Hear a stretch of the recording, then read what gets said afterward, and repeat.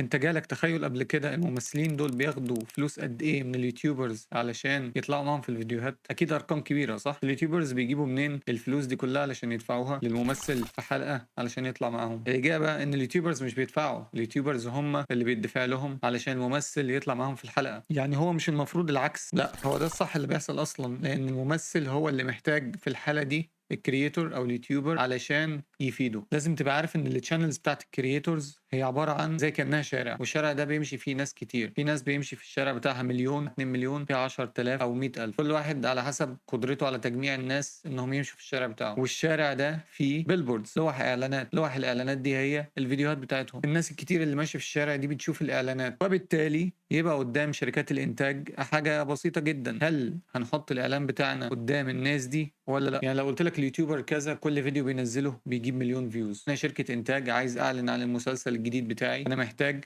احط الممثل اللي في الفيلم ده او المسلسل ده في الفيديو علشان مليون واحد يعرفوا ان في مسلسل جديد او فيلم جديد. ده هو كده باختصار شرح فكرة الاعلان. يعني انت لازم تحط الحاجة اللي انت عايز تعلن عنها قدام الناس. فانا اعمل كامبين، هتجيب الممثلين بتوعي، واحد يطلع مع اليوتيوبر ده في فيديو، واحد يطلع مع اليوتيوبر ده في بودكاست، واحد يطلع معاه في تيك توك فيديو شورت صغير ايا كان، وبكده نبقى عرفنا 3 4 5 مليون واحد بالفيلم الجديد بتاعنا، اللي انت ممكن تدخل تعرف ان هو موجود اصلا فتتفرج عليه، او لو هو على منصة تدخل تشترك عليها. كده جبت فيوز للمسلسل وزودت المبيعات، الاتنين مع بعض. هل انت تتضايق لما تلاقي اليوتيوبر ده بياخد فلوس علشان يعمل اعلان لمسلسل او فيلم؟ لا، ما تتضايقش ابدا. تطور انت برضو علشان شركة الانتاج تيجي تكلمك تقول لك عايزين نعمل اعلان، فانت هتاخد فلوس برضو. يعني موضوع بسيط جدا. It's just marketing.